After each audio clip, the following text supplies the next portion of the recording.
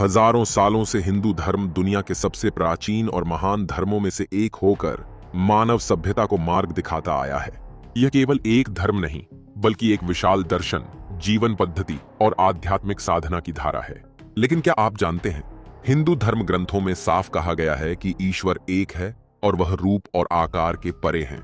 उन्हें किसी मूर्ति या प्रतीक में नहीं पाया जा सकता, बल्कि पाया जा सकता है ज्ञान, भक्ति और आत्म उपलब्धि के माध्यम से। और आधुनिक युग में असंख्य महान संत, ऋषि और सुधारक इस सत्य को दुनिया के सामने नए रूप में प्रस्तुत कर चुके हैं। उनके प्रयासों से आज हिंदू धर्म केवल भारत तक सीमित नहीं है, बल्कि विश्व भर में करोड़ों लोगों तक एक आध्यात्मिक शक्ति के स्रोत के रूप में पहुंच चुका है। आज के इस वीडियो में हम जानेंगे वह चिरंतन सत्य, प्राचीन इतिहास और आधुनिक युग की वास्तविक शिक्षा। अगर आप इस अद्भुत इतिहास और गहरी शिक्षाओं को जानना चाहते हैं तो वीडियो को अंत तक जरूर देखिए। अभी सब्सक्राइब कीजिए और बेल आइकन दबाइए, क्योंकि आने वाले हर अध्याय में छुपा है एक नया रहस्य। वीडियो को शेयर करना न भूलें, ताकि आपके मित्र और परिवार भी जान सकें प्राचीन धर्म और उसके ज्ञान के बारे में। Every story has a soul, and every voice brings it to life.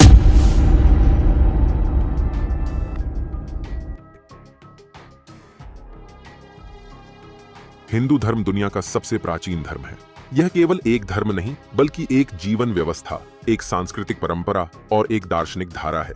Hindu धर्म को कहा जाता है सनातन धर्म, अर्थात चिरंतन धर्म। इस धर्म का कोई एक संस्थापक नहीं है, कोई एक पवित्र ग्रंथ नहीं है, कोई निश्चित मत या नियम भी नहीं है। हजारों सालों से अलग अलग आचार, उपासना, पुराण, दर्शन और आध्यात्मिक साधनाओं के मेल से हिंदू धर्म का निर्माण हुआ है। हिंदू धर्म का इतिहास शुरू होता है वैदिक युग से। जब प्राचीन आर्य भारतवर्ष में आए तो वे साथ लाए यज्ञ, देवता और स्तोत्रों से भरी परंपरा। ये स्तोत्र संकलित किए गए 4 वेदों में, ऋग्वेद, यजुर्वेद, सामवेद और अथर्ववेद। ऋग्वेद में हमें इंद्र, अग्नि, वरुण, सोम आदि देवताओं के स्तोत्र मिलते हैं। देवताओं को प्रसन्न करने का प्रमुख साधन था यज्ञ। यज्ञ ही देवताओं की आराधना और संतुष्टि का मार्ग माना जाता था।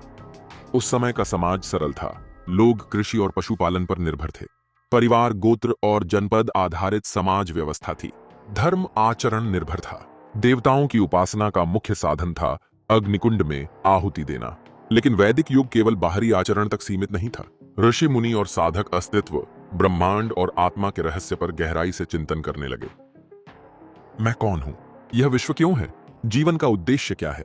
इन्हीं प्रश्नों से जन्म हुआ उपनिषदों का, जहां मुख्य महत्व दिया गया आत्मा और परमात्मा के संबंध पर।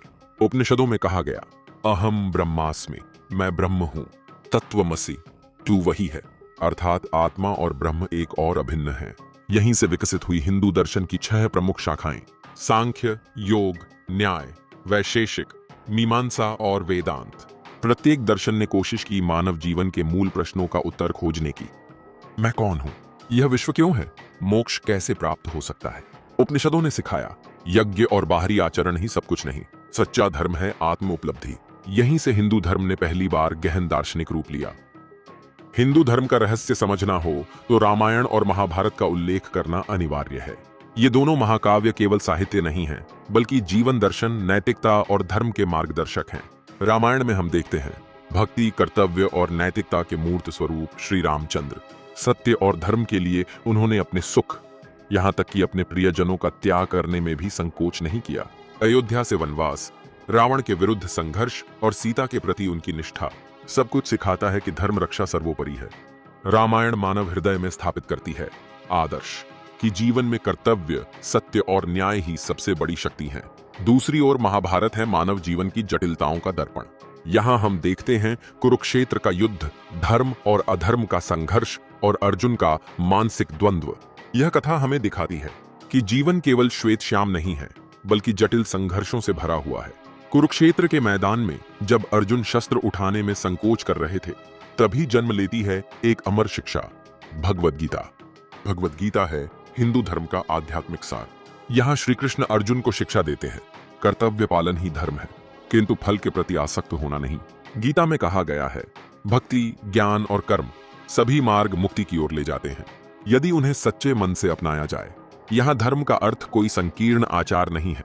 धर्म का अर्थ है कर्तव्य, आत्म उपलब्धि और भगवान के प्रति विश्वास। पतंजलि के योग सूत्र हिंदू धर्म में एक नई दिशा जोड़ते हैं। योग केवल शारीरिक व्यायाम नहीं है, बल्कि मन, इंद्रियों और आत्मा को संयमित करके मुक्ति के मार्ग पर अग्रसर होना है। योग सिखाता है अंतर की अशांति पर विजय पाकर मनुष्य आत्म उपलब्धि और मोक्ष प्राप्त कर सकता है। हिंदू धर्म के इतिहास का एक महत्वपूर्ण अध्याय है भक्ति आंदोलन। इसने हिंदू धर्म को लोगों के हृदय तक और भी सरल और सुलभ बना दिया। भक्ति का अर्थ है भगवान के प्रति निश्चल प्रेम। इस प्रेम में न जाति है, न वर्ण, न धन गरीबी का भेद। रामानुज, कबीर, तुलसीदास, मीराबाई, चैतन्य महाप्रभु, इन सबने भक्ति के माध्यम से मनुष्य को ईश्वर के समीप पहुंचाया। चैतन्य महाप्रभु का नाम संकीर्तन, कबीर की साखियां, तुलसीदास का रामचरितमानस, मीरा का कृष्ण प्रेम, सबने हिंदू धर्म में एक नई चेतना और जीवन का संचार किया। हिंदू धर्म में योग शास्त्र का स्थान भी अद्वितीय है। पतंजलि के योग सूत्र ने सिखाया मन, इंद्रियों और आत्मा को संयमित करके मुक्ति कैसे प्राप्त की जा सकती है। योग का सार है शरीर का नियंत्रण, मन को शांत करना, आत्मा को परमात्मा से जोड़ना। योग केवल भारत तक सीमित नहीं रहा। आज पूरी दुनिया में करोड़ों लोग योग और ध्यान के माध्यम से शांति और आत्मबल प्राप्त कर रहे हैं। हिंदू धर्म की सबसे बड़ी सुंदरता है उसकी विविधता। यहाँ है आचार, पुराण, दर्शन शास्त्र, भक्ति, योग, तंत्र और मंत्र, सब मिलाकर हिंदू धर्म एक विशाल सागर की तरह है, जहां मार्ग भले ही अलग अलग हों, पर अंतिम लक्ष्य एक ही है, आत्म उपलब्धि और मुक्ति। हिंदू धर्म के इतिहास में एक गहरी वास्तविकता है जाति और वर्ण भेद, जहां इंसान को जन्म के आधार पर वर्गों में बांटा गया। प्राचीन वैदिक युग में समाज 4 मुख्य वर्णों में विभाजित हुआ। ब्राह्मण, जो धर्म, कर्म, यज्ञ और शिक्षा का कार्य करते थे। क्षत्रिय, जो राज्य की रक्षा और युद्ध के दायित्व निभाते थे। वैश्य, जो कृषि, व्यापार और अर्थव्यवस्था संभालते थे। शूद्र, जो अन्य 3 वर्णों की सेवा करते थे। इस व्यवस्था का मूल उद्देश्य था समाज में अनुशासन और संतुलन बनाए रखना। लेकिन समय बीतने के साथ यह वर्ण व्यवस्था कठोर होती गई। धीरे धीरे जन्म आधारित जाति प्रथा बन गई। लोगों को उनके कर्म से नहीं, बल्कि जन्म से आंका जाने लगा। चांडाल, मोची, दलित और तथाकथित अस्पृश्य समाज से अलग कर दिए गए। उन्हें मंदिरों में प्रवेश का अधिकार नहीं था। उन्हें अलग कुओं से पानी भरना पड़ता था। यहां तक कि ऊंची जाति के लोगों की छाया तक उन पर पड़ना पाप माना जाता था। यह अस्पृश्यता हिंदू समाज में गहरी दरार पैदा कर गई। हालांकि हिंदू धर्म ग्रंथों में स्पष्ट कहा गया है ईश्वर एक है, उसका कोई रूप नहीं है। ऋग्वेद और उपनिषद में यह स्पष्ट लिखा गया है परमात्मा सर्वव्यापी है, वह रूप और आकार से परे है। लेकिन सामाजिक वास्तविकता में जाति पाति का भेदभाव कई बार इस आध्यात्मिक सत्य को ढक देता है। समय के साथ अनेक साधक, दार्शनिक और समाज सुधारक जाति भेद को तोड़ने के लिए खड़े हुए। कबीर, चैतन्य महाप्रभु, रामानुज, स्वामी विवेकानंद।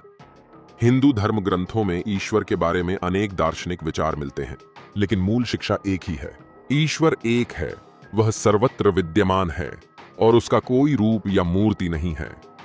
ऋग्वेद में कहा गया है एकं सद् विप्राः बहुधा वदन्ति, अर्थात सत्य एक है, परंतु ज्ञानी जन उसे अनेक नामों से पुकारते हैं। यहां यह स्पष्ट किया गया है ईश्वर एक है, लेकिन मनुष्य उसे अलग अलग नाम और रूपों में देखता है।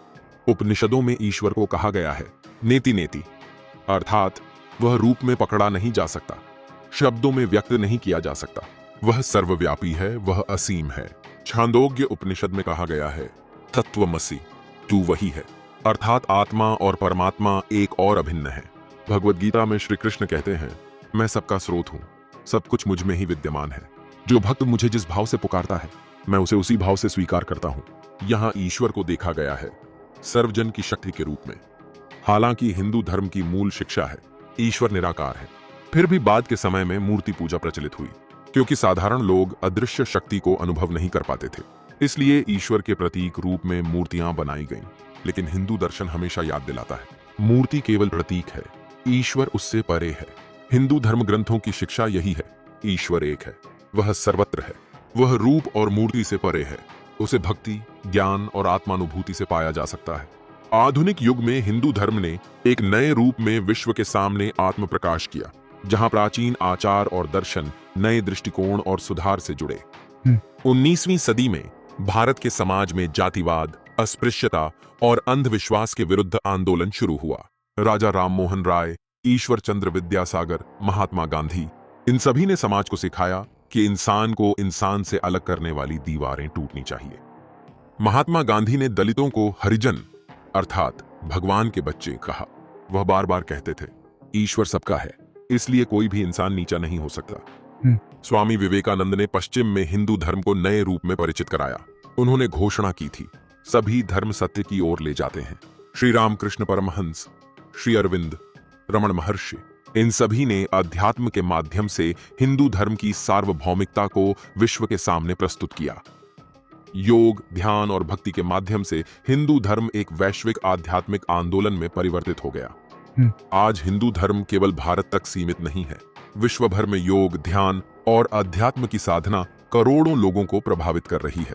अमेरिका, यूरोप, अफ्रीका, एशिया, हर जगह हिंदू धर्म की शिक्षा प्रकाश फैला रही है। हालांकि आधुनिक युग में हिंदू धर्म ने विश्वव्यापी सम्मान प्राप्त किया है, लेकिन भारत के समाज में अब भी अनेक स्थानों पर जाति और भेदभाव मौजूद है। गांवों के अंधेरे कोनों में आज भी दलितों को भेदभाव झेलना पड़ता है। फिर भी धीरे धीरे परिवर्तन आ रहा है। शिक्षा, कानून और सामाजिक आंदोलनों के माध्यम से लोग समझने लगे हैं, सच्चा धर्म भेदभाव नहीं बल्कि एकता, प्रेम और मानवता है। हिंदू धर्म का इतिहास मानव जाति की आध्यात्मिक यात्रा का प्रतिबिंब है। यह यात्रा शुरू हुई वेदों के यज्ञ से, पहुंची उपनिषदों के दार्शनिक सत्य तक, महाकाव्यों की नैतिकता तक, भगवद गीता की शाश्वत शिक्षा तक, भक्ति और योग की सार्वभौमिकता तक। हजारों वर्षों से हिंदू धर्म ने इंसान को केवल एक ही शिक्षा दी है, ईश्वर एक है, इंसान समान है और धर्म का अर्थ है सत्य, कर्तव्य और भगवान के प्रति प्रेम। आज हिंदू धर्म केवल अतीत का नहीं बल्कि वर्तमान और भविष्य का भी प्रकाश स्तंभ है। अगर आपको यह वीडियो अच्छा लगा हो तो लाइक जरूर करें, अपनी राय हमें कमेंट में बताइए और हिंदू धर्म तथा इतिहास पर ऐसे ही आध्यात्मिक और ज्ञानवर्धक वीडियो पाने के लिए हमारे चैनल को सब्सक्राइब करें और बेल आइकन दबाएं। वीडियो को अपने दोस्तों और परिवार के साथ शेयर करें ताकि वे भी जान सकें हमारे प्राचीन धर्म ग्रंथों और परंपराओं की गहरी शिक्षा। हम बहुत जल्द लेकर आएंगे नया अध्याय, तो जुड़े रहिए।